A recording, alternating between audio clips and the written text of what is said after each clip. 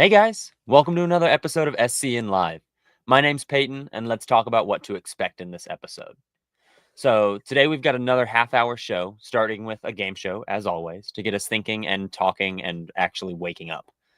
Followed by a 5-minute gadget geek out with Donnie Bovine. Next up is Bernie DeSantis with another mustache moment.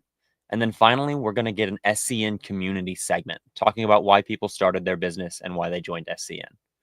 Thanks for sharing this Monday morning with us, and let's get your week kicked off correct.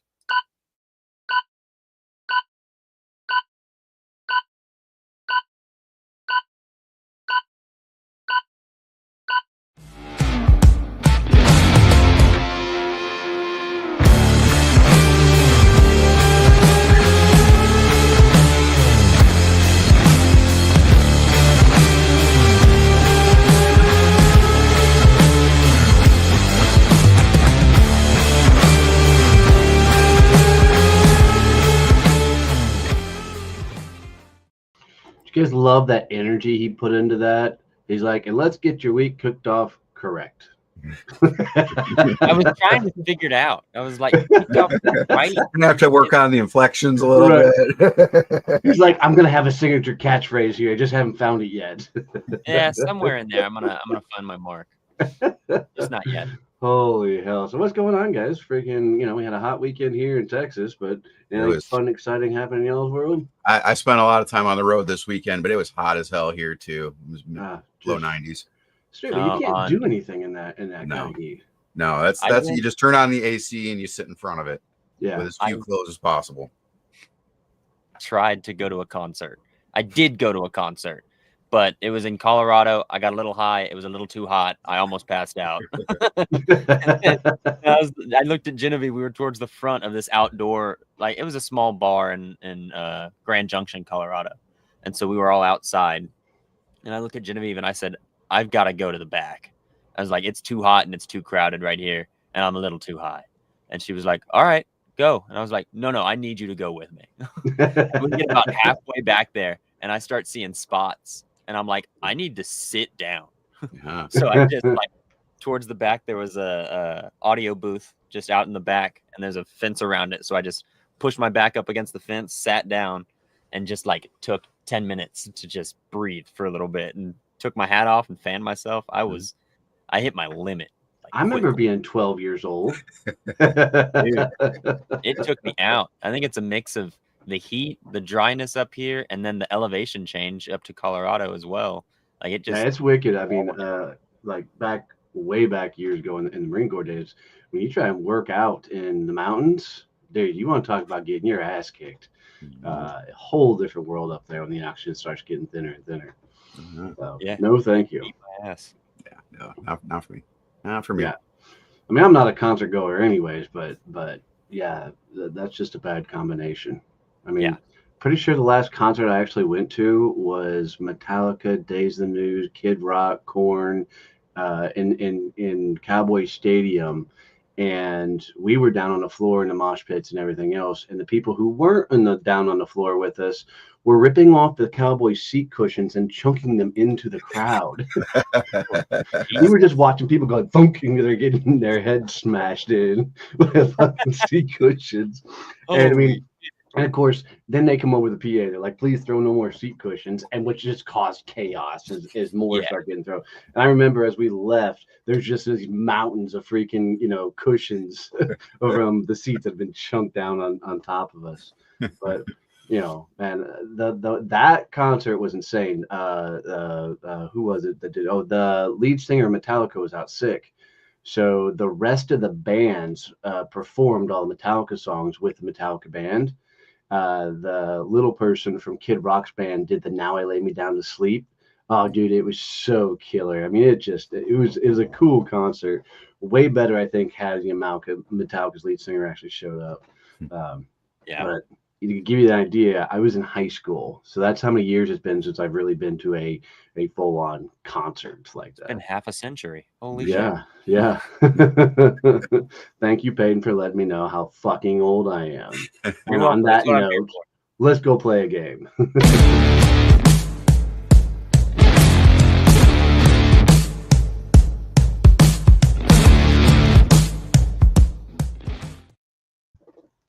All right. Your top 3. I'm just going to play a little get to know you. It's just us 3. It's just the boys episode today. The girls are out and they're taking their time. So let's talk about what our top 3 movies are, at least to start with. Do you have a movie that you go to whenever you don't know what to put on? Or on a rainy day or sometime you're staying in, you just want to put on this movie?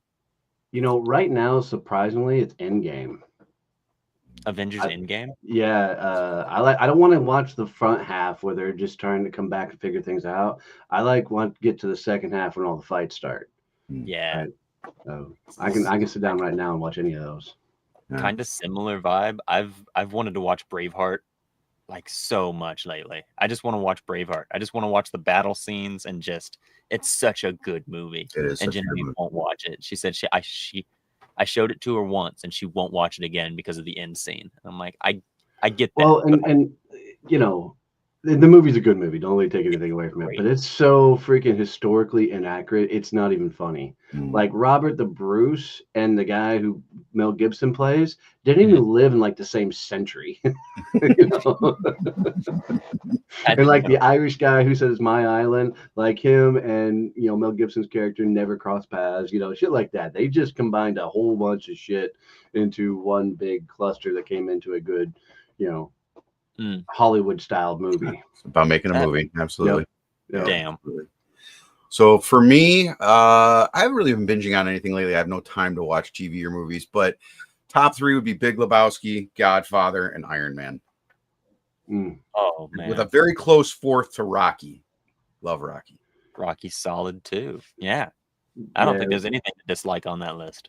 Yeah, Rocky, if it comes on, I'm watching it. Absolutely. Yeah. Absolutely. Guilty pleasure movie, gentlemen. Waterworld. Really? Yes. I mean, it's not a bad I don't movie. know why I it's like Mad that Max movie. on the water, but terrible movie overall. But if it comes on, I watch it. I haven't seen it, but I have heard like critics and viewers, like actual people, they were polarized on that movie. Yeah, they were millions and millions. Rudy, like even 5% of it back. Right, Rudy used to be that movie for me that I could turn on any time until I watched a documentary on Joe Montana, and they asked Joe Montana what they thought about the Rudy scene, and he starts laughing. He said it was a joke. He said the reason Rudy got to play is because Joe actually got hurt. And so they had one more spot, so they put Rudy on the team. The players didn't come in and give up jerseys and all that. They Hollywooded it. And the reason they carried him out on their shoulder is because it was one big joke. It wasn't like they were praising him for being such a hard-nosed, player or anything else. They were making fun of him. And I went, oh, shit, that changes the movie completely. Yeah. Holy shit. Yeah, I was not expecting that. No. But I love good documentaries. I can watch most of them. Especially one movie that we always watched growing up was during You're welcome, Serena.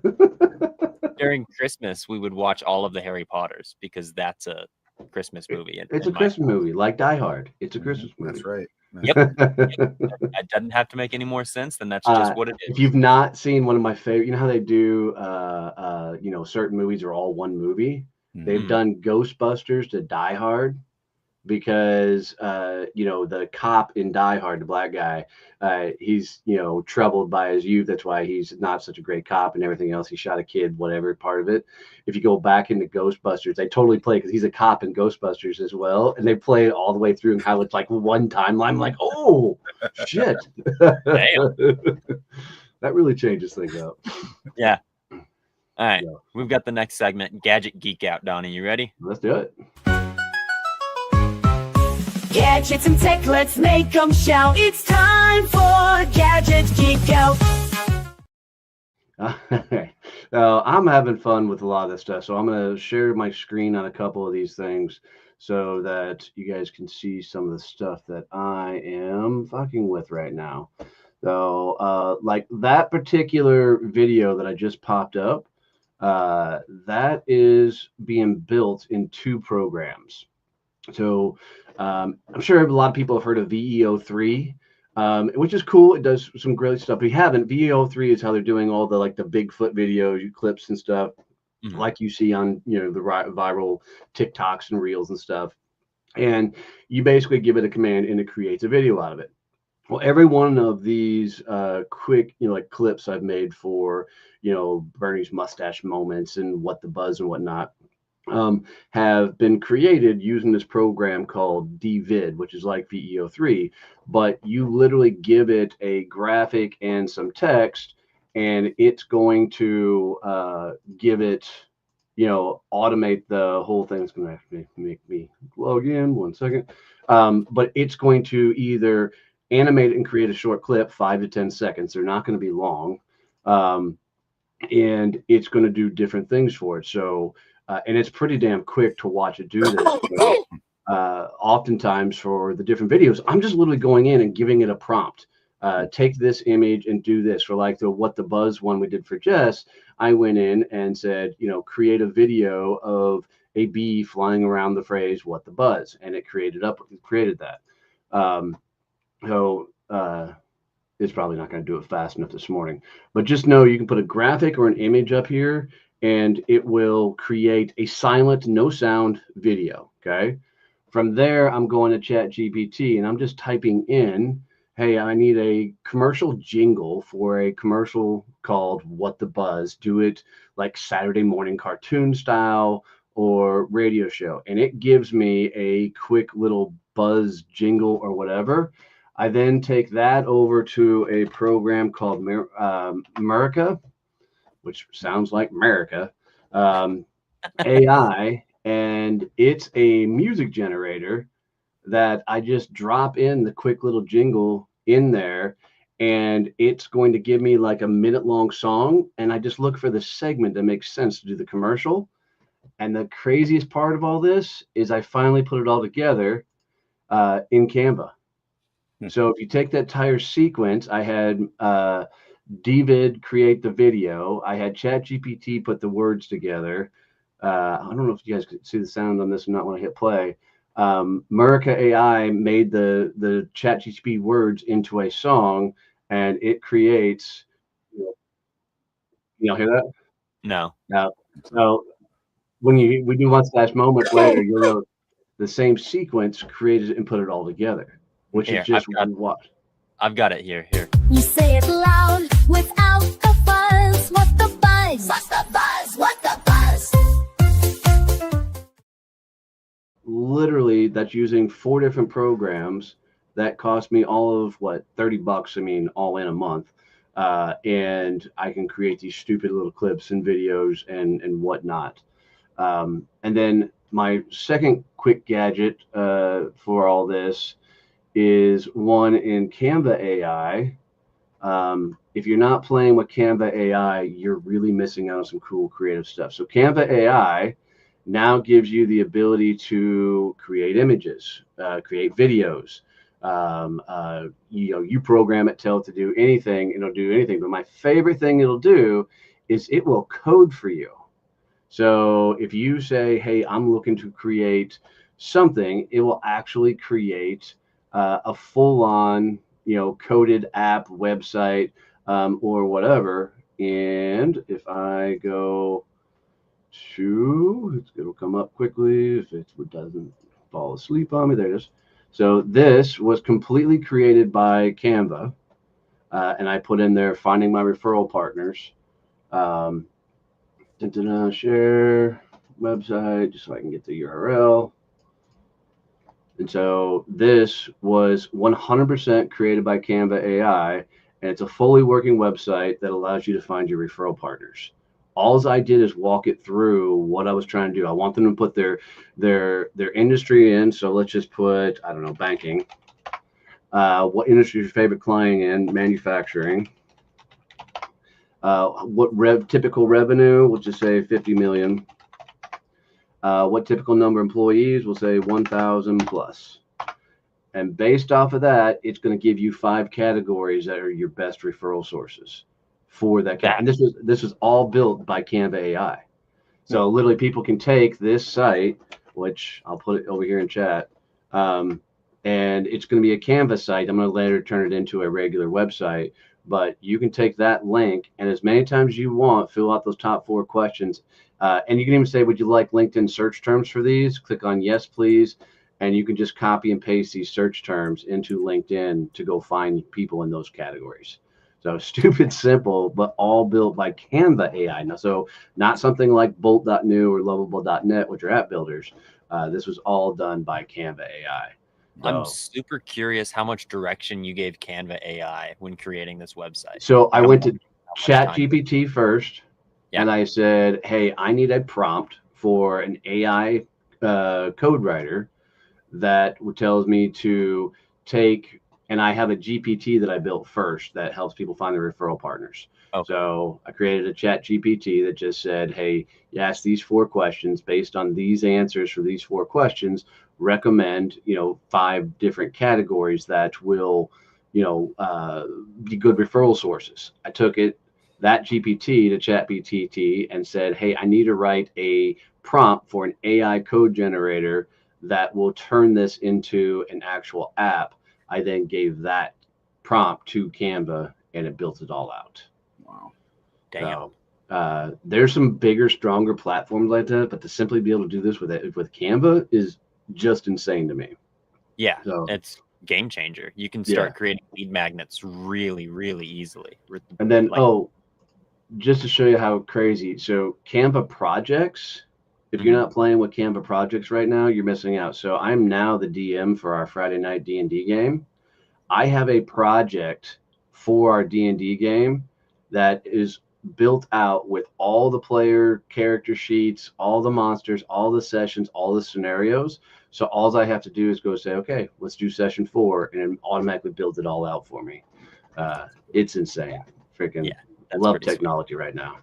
I mean, it seems like the flex is more in all of the extra AI pieces, right? Like you have your ChatGPT, your Claude, your Copilot, your whatever, but then these individual apps, being able to stack them all on top of each other. Yeah, so what I'm continually doing is I'll see something like VEO3 that's like the heavy hitter right now, and I'll take that over to Perplexity and be like, Perplexity, find me some cheaper or freer versions of these apps. And then I'll say, okay, I want to turn this into a quick commercial, ChatGPT or Perplexity, and they're like, okay, you need to do this, this, this, this. I'm like, oh, that makes sense. Let's put it all together. So it's literally like having a teacher sitting beside you, walking you step by step. Well, a teacher that actually likes me. So let's put that up there. And that's an important component. Yeah, for sure. For sure. Next up, we got mustache moments coming at you. It's a mustache moment, baby, loop in the sky in style. See, that was all created by that same damn technology. That's awesome. I love the fact that it rolls up with radness. Yeah. Yeah, as the award. All right. So in today's mustache moment, guys, we're going to talk about the mustache, right? So the mustache, it's not just facial hair. As I shared in a couple of other videos, I wear it in honor of my grandfather. But it's also kind of a metaphor, right? Because you don't accidentally grow a mustache. If you've ever actually tried, after like the first couple of weeks, you get all kinds of beer and food and stuff in it. It's frustrating. It's irritating. You wake up in the morning and you look like Yosemite Sam just had a cigar blow up in his face, right? But this was a choice, right? It was a decision that I made. And I ultimately had to commit to it, right? I had to show up and take care of it every single day. Now I buy some special shampoo and conditioner. I literally sit in front of the mirror and blow dry this thing every day. I have to trim it. I have to train it. And sometimes I even have to defend it, right? From time to time, people talk a little bit of trash. And it doesn't always fit in. I'm told that it's somewhat bold. It's different, right? I'm kind of like the guy that hipsters want to be like. It does turn some heads. It raises some eyebrows. And I'll be honest, guys, it starts more conversations than I want to have sometimes. But, the truth is your values, your standards, your work ethic, all of those things are, kind of a lot like the mustache. Because you can't really fake those things. I mean, you can fake a mustache, but it's easy to spot the fake, right? So you either wear them with pride or those things kind of fade into the background. So for me, I hope that the mustache says that I show up, that I don't cut corners, that when I commit to something, I'm in to do it for the long haul, right? I've hopefully got a little bit of style and maybe some substance too. So, whatever your mustache is, whether that's your craft, it's your cause, it's your character, just how you show up, wear it boldly, right? Care for it and lean into it and let it speak before you even open your mouth. And if someone doesn't like it, well, they're probably just jealous that they can't grow one, right? So that's your mustache moment for today, gentlemen. I'd love to hear from you guys. What if they're female? Sets you apart? What if they're female? Oh man, that's a little bit different. It could be their hair, it could be their eyelashes. I mean, and some women can still grow a great mustache. I've seen it. I've seen it. It's true. Stacy wore one at freaking Summit last year and won the VIP. The bearded lady at the circus has been doing it for years really well. Absolutely. Yeah. And the gal in the Biggest Showman, and she had the beard on, she could still freaking belt her ass off. So kudos to her. That's right. I know I've tried a couple different ways to kind of stand out on like my own thing. I wore bucket hats a lot. I have a whole collection of them, and I thought about making that my thing to post about for a while. And I still post about my bucket hat collection every once in a while. But D&D feels like it's set me apart. I get a lot of comments and interactions and stuff talking about D&D or talking about Jim Henson, which was on my like tags in my LinkedIn profile for a while. Those are the things that people would reach out to me. Donnie, I'm sure people reach out to you about goats all the time. Yeah, I get goats all the time. I'm starting to get more D&D. A lot of it, though, is because I'm going to find, more content on D&D. So I'm doing a lot in the search bar, just trying to find other people that are in the corporate world that are admitting that they play Dungeons and Dragons, because it's getting more popular and more popular. And by the way, Critical Role is coming to Dallas next year to Dickie Gredium. I'm going. So if you guys don't know who Critical Role is, you're not geeky enough. They're the #1 D&D troupe in the world that I would love to see live version of. I think it would be rad. So that would be pretty cool. There's a lot of closet geeks out there that love D&D. I was one of them for sure. Like I played in high school, haven't played in years, but there are a lot of people that lean into it that previously wouldn't really admit it. Yeah. I mean, I wouldn't play in high school and stuff because I thought it was too geeky. But for me, being thought of as a geek or a nerd or anything like that was so freaking torturous to my, personality that I was never going to lean into that world to only grow up and be that guy. I think I was already too nerdy. I didn't want to dive full in. I think I was already the nerd everywhere. So I think if I dove any further into that hole, I was no getting back. I don't. Yeah, I think you went all in, Peyton. Just so you know. Absolutely. All right, keep it rolling. Talking SCN community next.